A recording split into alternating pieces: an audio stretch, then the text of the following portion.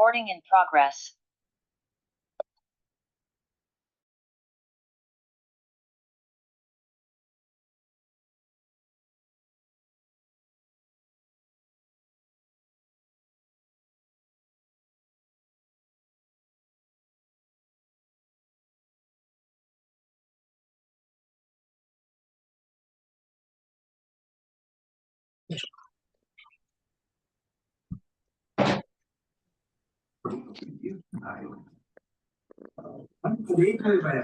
Tiene confianza. En Carlos Andrés queremos que escribieran las sorpresas estacionadas en cerca de tiendas en su casa con el descuento de 350 pesos por litro de baratillo.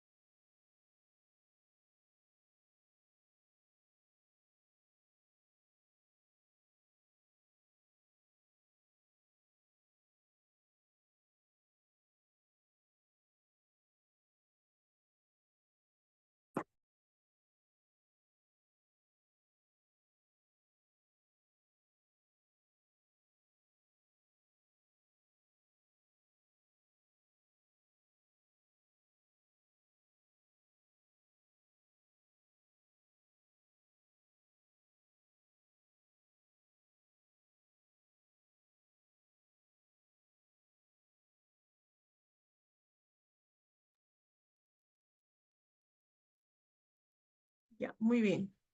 Vamos a continuar entonces donde estábamos.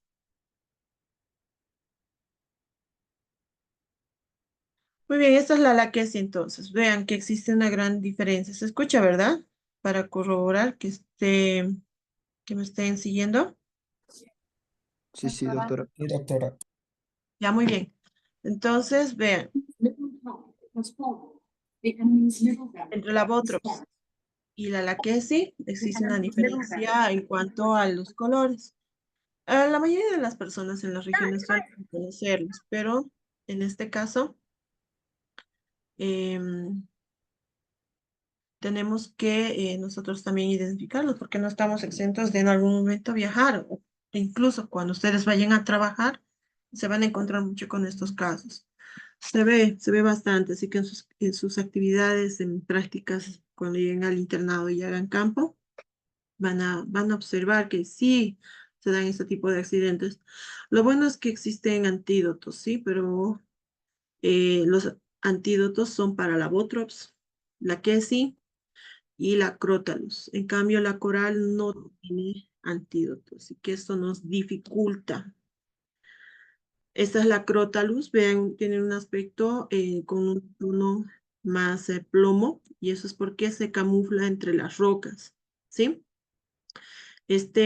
Además de vivir en lugares con climas cálidos, también puede vivir en valles, por eso tiene este aspecto.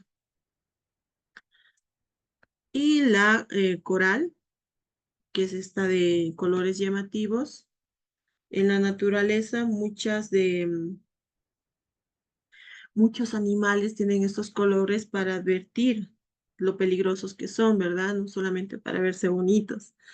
Así que hay que tener mucho cuidado y más con la coral. Existen dos tipos de coral, la falsa y la verdadera, pero tenemos que tener mucho cuidado y no arriesgarnos eh, porque no existe antídoto, como les dije, para esta, ¿sí?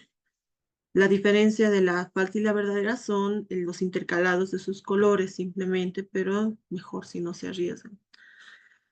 Las diferencias de las serpientes, entonces, para su peligrosidad iban relacionadas a algunas características anatómicas, como en la cabeza. Las venenosas tienen una cabeza más triangular, las no venenosas son más ovoideas. A nivel de ojos, la venenosa tiene el iris en forma de gato, la pupila en forma de gato, perdón, de manera que esto nos indica también que sí es venenosa. En cambio, la no venenosa tiene la pupila redonda.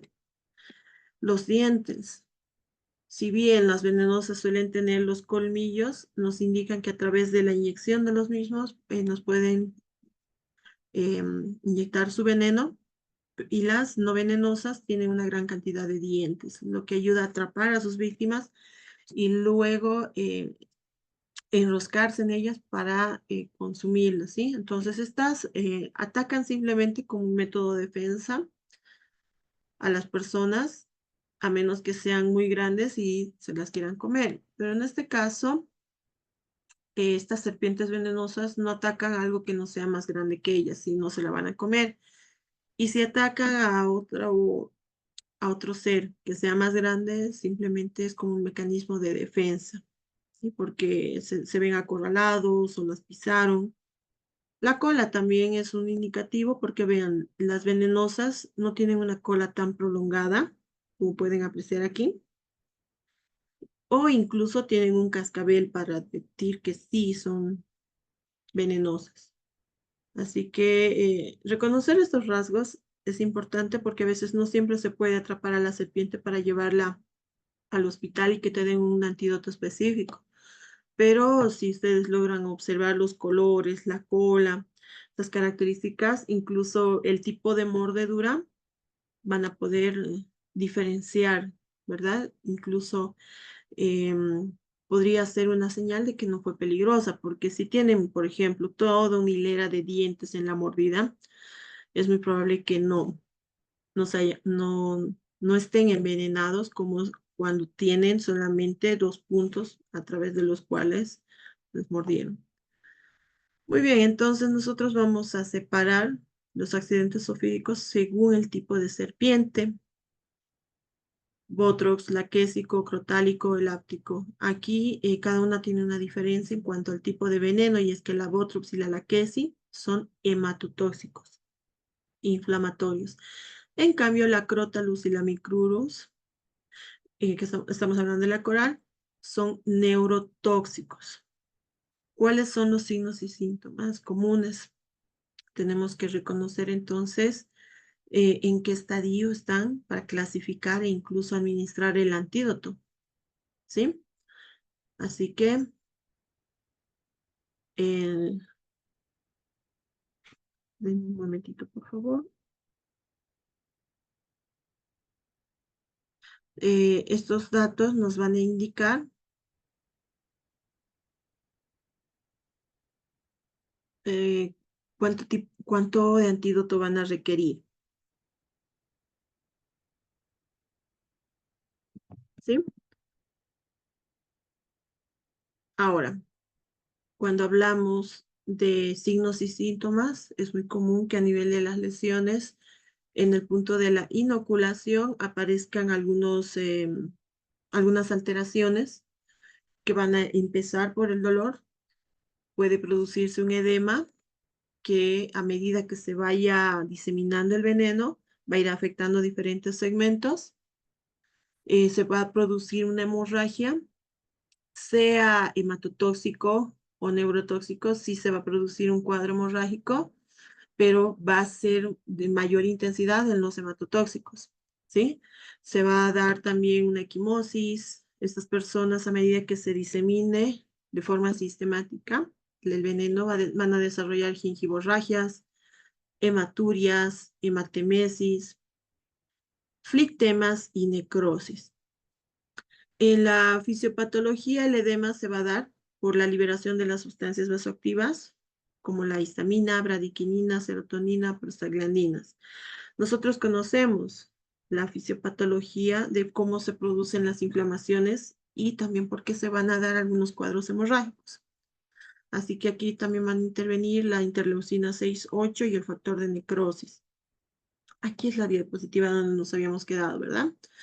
Y es que va a haber una afectación del factor 10 de la coagulación que por efecto del veneno van a interrumpir a nivel de los factores 5 y 7. Esto va a llevar a que el fibrinógeno y la fibrina terminen activándose, sean bloqueados y se produzcan los cuadros hemorrágicos porque a su vez el veneno va a producir cuadros necróticos y vasodilatación, con lo cual van a haber incluso una afectación a nivel de los glóbulos rojos que nos va a llevar a una hemólisis intensa, ¿sí? Va a haber un cuadro de coagulopatía de consumo, va a haber esta hemólisis y van a terminar afectando a los riñones. Es por eso que en estas personas se va a desarrollar la insuficiencia renal aguda. Cuando tenemos entonces una mordedura por una serpiente Botros, nosotros lo vamos a denominar accidente ofídico botrópico, ¿sí? Tenemos que evidenciar los 2 puntos de inoculación del veneno y se va a notar un cambio a nivel de estas extremidades.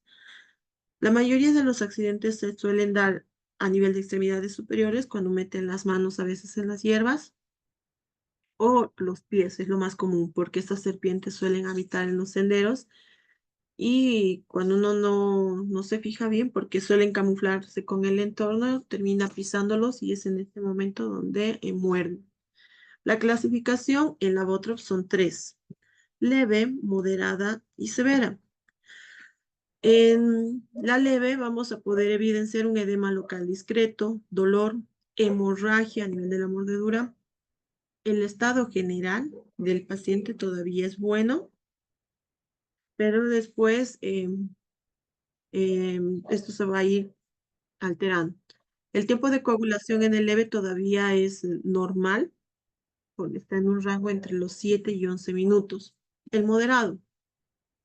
Aquí hay un edema local evidente que va a ir aumentando y va a tomar diferentes segmentos a partir del lugar donde se ha inoculado. Hay un dolor, hemorragia local y además sistémica. El estado general todavía es estable porque la persona va a estar consciente, te puede contestar, puede interactuar, hablar. Y el tiempo de coagulación va a ser prolongado hasta los 30 minutos. ¿Sí? Saber estos estadios nos ayuda a la cantidad de dosis de antídoto por si acaso. En el severo, el edema local es evidente y además ascendente. El dolor se va a presentar a nivel del lugar, hemorragia sistémica además severa a nivel de todo el cuerpo, no solamente la hemorragia localizada. Ya empiezan las ampollas, que son flictemas, ya les voy a mostrar en la imagen. Aparece necrosis de partes blandas, un estado general comprometido, ya la persona va a tener dificultad de mantenerse orientado o de poder interactuar, responder preguntas. Y vean, el daño renal ya se empieza a manifestar porque va a haber una oligoanuria, insuficiencia renal aguda, va a haber además un tiempo de coagulación que va a empezar a incrementarse. Vean, puede ser mayor a 30 minutos o incluso incoagulable, ¿sí? Por lo tanto, va a haber una dificultad de filtración que puede llevar a una falla sistémica, por lo tanto, es importante el tratamiento en cualquiera de estas etapas para evitar complicaciones.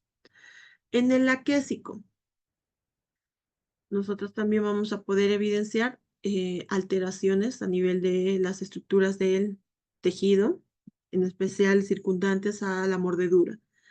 En el acásico solamente hay 2 clasificaciones. Hablamos de moderado y de severo. Y este tipo de clasificación va totalmente relacionado a la intensidad, a la gravedad del veneno y además a la cantidad de veneno que ha podido ser inoculada, ¿sí? Así que los cuadros se van a presentar así. Moderado, dolor local, edema ascendente, hemorragia local y sistémica, dolor abdominal, Vean, bradicardia, tiempo de coagulación normal o prolongado. El severo presenta dolor local, edema ascendente intenso, hemorragia local y sistémica intensa, ampollas, pero estas ampollas se van a llamar flictemas. Vean ustedes la característica porque no son ampollas llenas de líquido transparente, como se dan en algunas situaciones. Estas se llenan de sangre debido a la alteración hemodinámica, ¿sí? Necrosis de partes blandas, dolor abdominal, bradicardia, hipotensión, puede desarrollarse un shock hipovolémico y el estado general está comprometido y el tiempo de coagulación prolongado, ¿sí? Cuando hablamos de los accidentes por crotalus, también solo tiene dos clasificaciones. Moderada, porque va a presentar ausencia o ligero dolor. Esto va dependiente al tiempo que ha transcurrido de la mordedura y la cantidad de veneno. El edema es leve, sí va a haber un edema, pero es leve. Pero el tipo de veneno, recuerden que es neurotóxico, por lo tanto empieza a afectar. Así que estas personas desarrollan facies neurotóxicas. Tienen un aspecto como de intoxicados, ya vamos a ver en una imagen posterior. Tienen una tosis palpebral, por lo tanto no van a poder abrir los ojos. A nivel de las pupilas vamos a ver que hay una anisocoria. Una puede estar dilatada, la otra contraída. Las personas suelen ver doble, diplopía. La mialgia es discreta o ausente. A nivel de orinas existen alteraciones porque también van a desarrollar oligurias o anurias, ¿sí? Hay una afectación en el filtrado que va a hacer que emiccionen muy poco o en cambio esta se anule y no haya una filtración. Tiempo de coagulación normal o prolongado y el estado general hemodinámicamente estable. En la clasificación severa, las cosas empeoran porque ya va a haber un estado general mucho más grave y afectado. La persona ya ni va a poder caminar, por lo tanto permanece postrada. Hay parestesias locales, vómitos, mialgias intensas, sequedad bucal, visión borrosa, oftalmoplejía, dificultad respiratoria. Y los riñones, vean, va a haber mioglobinuria, insuficiencia renal aguda, el tiempo de coagulación está prolongado. Pese a ser neurotóxico, les dije, afecta también a nivel sanguíneo y el estado general está muy comprometido. En el elapídico, cuando ustedes vean una coral, aléjense. Lo bueno es que las corales son muy miedosas, no suelen atacar. Definitivamente tendrían que verse muy acorraladas, ustedes tendrían que agarrarlas para que estas ataquen, ¿sí? Son las más tímidas en cuanto a las serpientes. Lo malo es que, como ya les anticipé, esta es bastante letal. Además, no tenemos antídoto. Y en la clasificación solamente tiene un estadio, que es severo. Como son poco frecuentes, debido a su timidez, entonces no se ve mucho de estos casos en los pacientes, pero aquel que sea mordido, como el veneno es neurotóxico, también va a tener una tosis palpebral. Vean, esto es una tosis palpebral, cuando los párpados empiezan a caer, ¿verdad? Va a haber diplopía, van a haber doble, oftalmoplejía, mialgia generalizada y van a llevar a una insuficiencia respiratoria aguda.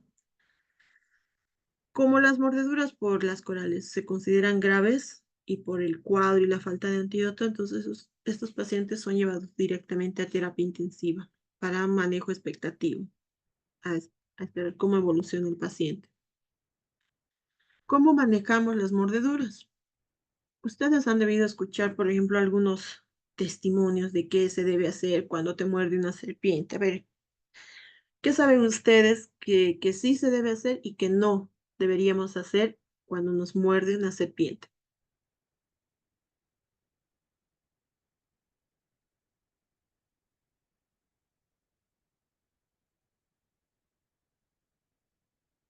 Vamos, los escucho. ¿Qué debemos hacer y qué no deberíamos realizar cuando nos muerde una serpiente? ¿Qué saben ustedes? ¿O qué han visto? ¿Qué han escuchado? ¿Qué les han contado?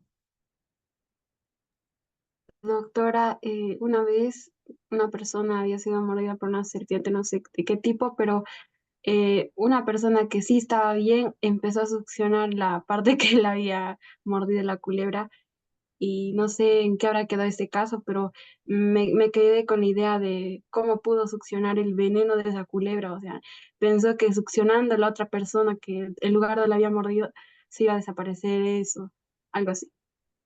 Ya, ¿qué más saben? Está muy bien tu participación, Flor.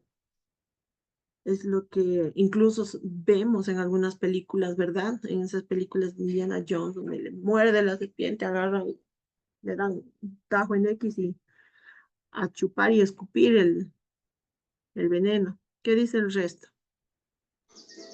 Doctora, vi que hacían torniquetes, casi unos 4 dedos arriba de donde le mordió la serpiente para que el veneno no fluya, o sea, no circule más rápido. Ya. Sí, era muy común ese tipo de aplicación de los torniquetes. ¿Qué más? ¿Qué más han escuchado que hagan cuando les muerden las serpientes las personas?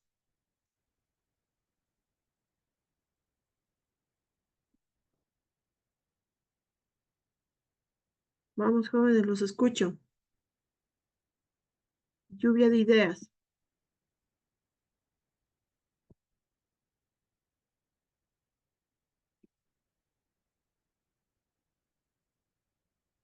Álvaro, ¿estás en el chat? ¿Quiénes han ido al campo? ¿Han ido al Chapare, tal vez? ¿Qué les han contado?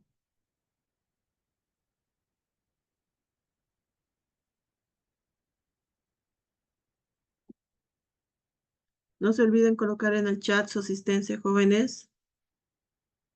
Ya.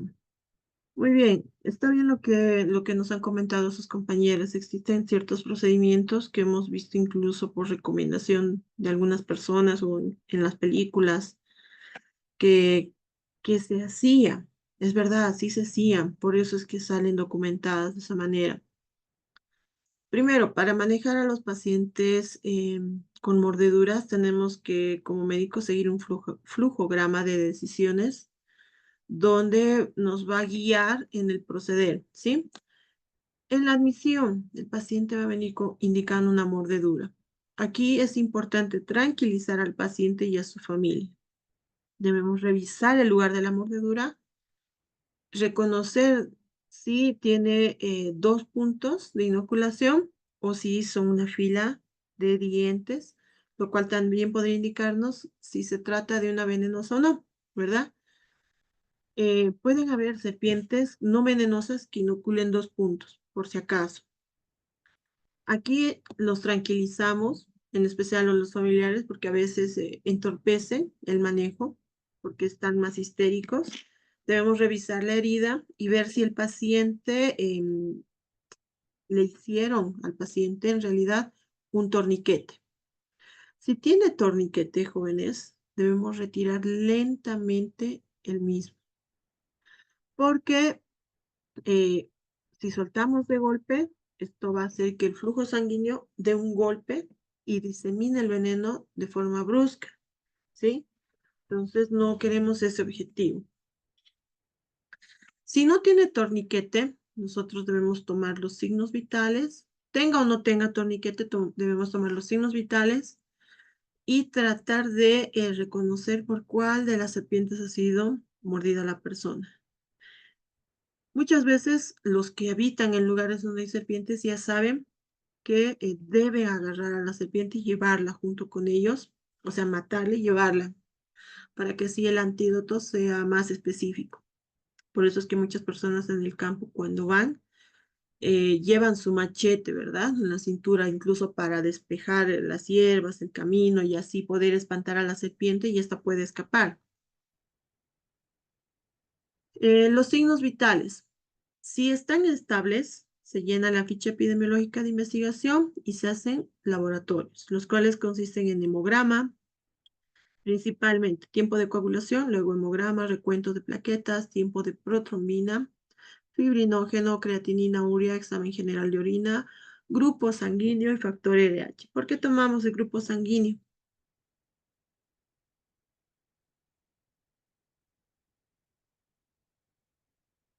¿De qué nos sirve saber su tipo de sangre, jóvenes? Quizá podría ser para posibles transfusiones sanguíneas en caso lo necesitara. Exactamente.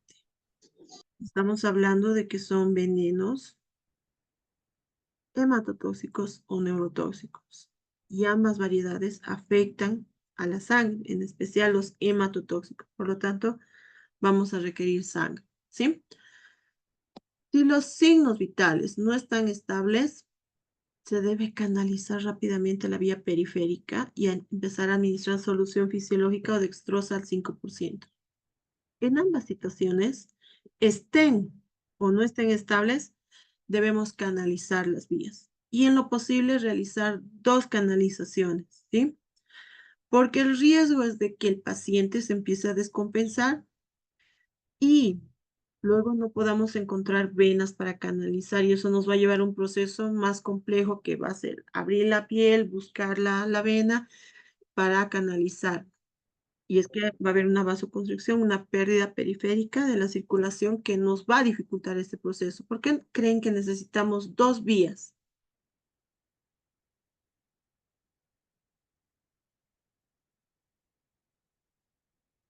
¿Para qué creen que necesitamos 2 vías, jóvenes?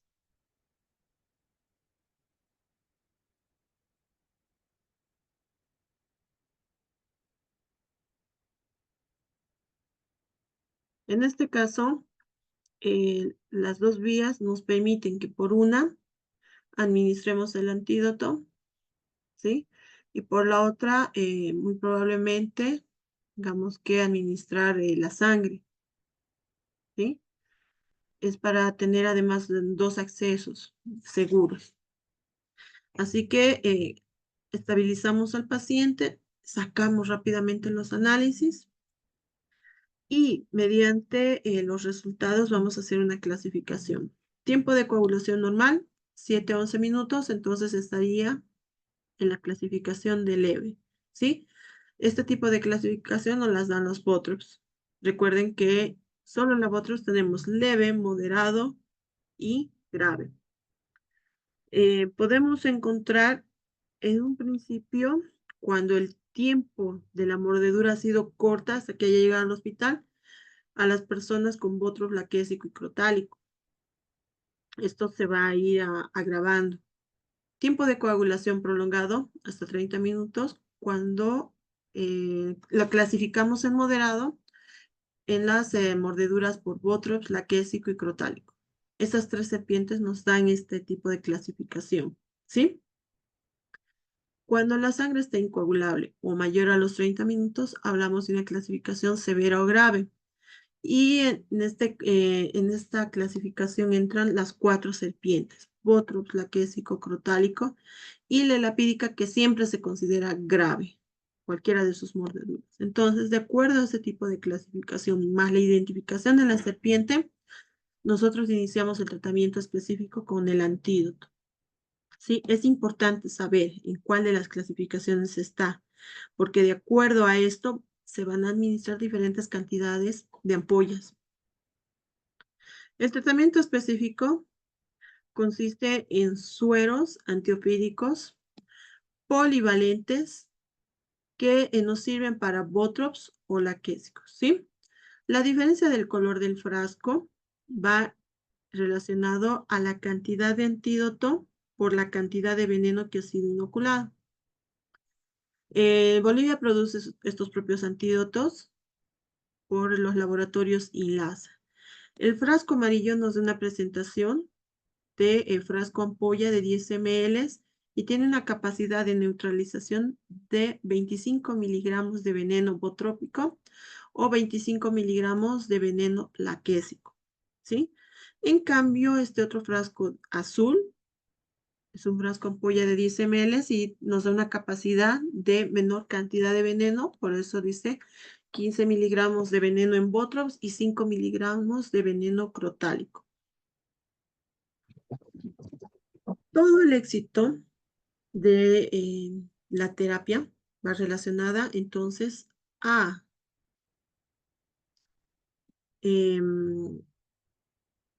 el tiempo que haya transcurrido desde la mordedura hasta que el paciente ha llegado al hospital. Es muy importante esto porque tenemos mejores oportunidades de éxito, ¿sí?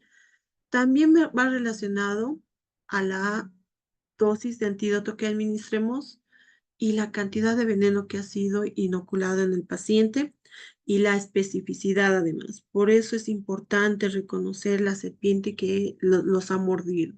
Fíjense bien el color, fíjense bien el tamaño.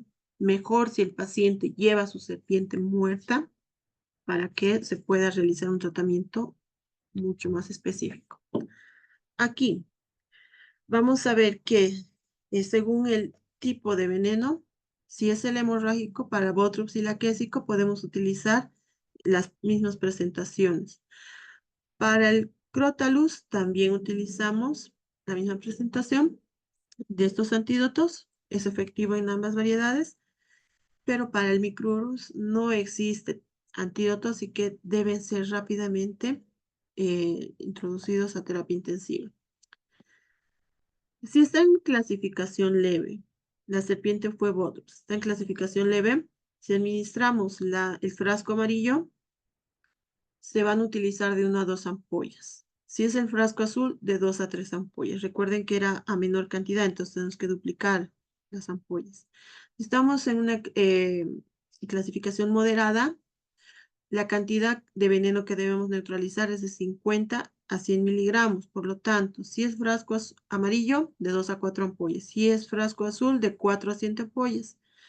Si está en una clasificación severa, se calcula que existe alrededor de 100 a 250 miligramos de inoculación de veneno. Si tenemos frascos amarillos, más de 10 ampollas. Si tenemos frasco azul, más de 15 ampollas. Si es laquésico, utilizamos frasco amarillo para una cantidad aproximada de 300 miligramos y serían de 12 a 15 ampollas. Si es severo, la cantidad de veneno se calcula entre 300 y 1200 miligramos, por lo tanto, se administran más de 15 ampollas. ¿Sí? Para el Crotalus, podemos administrar clasificación moderada, cantidad de veneno de 50 a 75 miligramos, y sería de 10 a 15 ampollas. Si es severo, utilizamos más de 20 ampollas. Para el Micrurus ya lo hemos hablado, ¿sí? Aquí se debe administrar el fármaco siempre diluido en solución fisiológica o dextrosa. La primera etapa de administración tiene que ser un goteo de 10 gotas por minuto en adultos por 15 minutos y se evalúa al paciente esos 15 minutos porque puede haber un riesgo de reacción alérgica, ¿sí? Si no hay reacción alérgica, se aumenta el goteo y se administra el resto del suero con antídoto diluido en el tiempo de 1 hora. En niños son 5 gotas por minuto. Durante los primeros 15 minutos se evalúa y en ellos se administra, si no hay reacción, en 2 horas el resto del antídoto. Muchos médicos administran anticipadamente o al mismo tiempo hidrocortisona de 100 miligramos a 500 miligramos en adultos y de 10 miligramos por kilogramo peso en niños. Endovenoso, administración lenta en 15 minutos. Como les dije, algunos administran antes. Puede ser también la administración de clorferinamina, 10 miligramos endovenoso adulto y 0.05 miligramos por kilogramo peso en niños. Esto para evitar que produzca una reacción y así no interrumpimos la administración del antídoto. Como les dije, se dan 2 vías de administración, así que podemos controlar en ese tiempo mediante laboratorios cómo va respondiendo el paciente. Y en caso de que el paciente empiece a presentar otros síntomas, se van tratando las manifestaciones que se vayan desarrollando. Si el paciente tiene una reacción alérgica, no debemos cortar en absoluto la administración del antídoto. Se puede interrumpir por un lapso hasta estabilizar mientras administramos los fármacos antialérgicos, la dexametasona, por ejemplo, y una vez que se estabiliza, se vuelve a administrar el antídoto. No se elimina la administración por completo, porque de eso va a depender la vida del paciente. ¿Cómo reconocemos que una persona está presentando una reacción? Pues a través del desarrollo de urticaria en el cuerpo, puede tener temblores, puede tener tos, ese escozor en la garganta que les empieza a incomodar, que podría ser un signo de alergia. Las náuseas, el dolor abdominal, prurito, e incluso se ponen rubicundos, un rubor facial, ¿sí? Son raros los casos del shock anafiláctico e insuficiencia respiratoria. En este caso, si desarrollan este cuadro, habrá que administrar adrenalina. Se suspende temporalmente el tratamiento, se tratan las reacciones con antihistamínicos. Si no ceden, se administra adrenalina en una dilución de 1 en 1000 por vía intramuscular, recomendablemente en el muslo, puede ser en glúteo, en una dosis de 0.01 ml por kilogramo, no se debe extender los 0.05 ml y luego se vuelve a reincorporar el tratamiento antiofídico. Algunas veces se administra metamizol, 1 gramo endovenoso, diluido, administración lenta o 10 miligramos por miligramo, 10 miligramos por kilogramo peso en los niños. No administrar AINES, recuerden que tienen efectos anticoagulantes, entonces no queremos empeorar el cuadro. También se administran antibióticos porque tienen bacterias las mordeduras y no queremos que haya una sobreinfección, así que se puede administrar cloxacilina, metronidazol o cefalosporinas. Y van a recordar esto, cualquier paciente que sea mordido por serpiente o que tenga accidentes traumáticos donde hayan fracturas expuestas o heridas abiertas, siempre, como norma, se administra una dosis de toxoide tetánico, ¿sí? Las reacciones tardías se pueden manifestar en algunas personas a partir del 7º día y van a desarrollar fiebres, artralgias, urticarias, adenomegalias, hepatosplenomegalías y proteinuria. Esto también se debe tratar de acuerdo a las reacciones que presenten, ¿sí? Y se pueden incluso administrar en estas personas prednisonas, así que vamos a ir tratando hasta que vayan desapareciendo los cuadros y la persona vaya mejorando. ¿Cómo sabemos que la persona va a mejorar a la administración del antídoto? Pues evaluando el tiempo de coagulación, el cual debería mejorar en un lapso de 2 a 24 horas. Las hemorragias también tienen que mejorar en un tiempo de 6 a 12 horas. La hematuria, tiempo de 24 a 48 horas. El edema debe reducirse progresivamente en el lapso de 24 a 48 horas mientras no se haya aplicado torniquete, porque si la persona vino con torniquete es probable que el daño tisular también sea más grave y eso va a hacer que permanezca más tiempo el daño. Así que esto no es evaluable para los que sí vinieron con torniquete. Y la trombocitopenia de 3 a 4 días.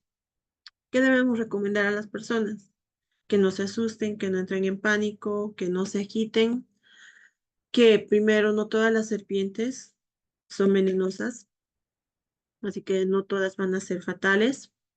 El accidentado debe saber que en un lapso anterior a las 2 horas que reciba tratamiento tiene un mejor pronóstico. Por eso es importante que estas personas sean trasladadas rápidamente. Normalmente en estos lugares del campo donde suelen habitar estas serpientes venenosas, las personas suelen ir acompañadas porque saben que si ocurre un accidente, la otra persona le va a poder ayudar a regresar rápido sin necesidad de que haga tanto esfuerzo físico que pueda ayudar a que se distribuya el veneno a nivel sistemático, ¿verdad?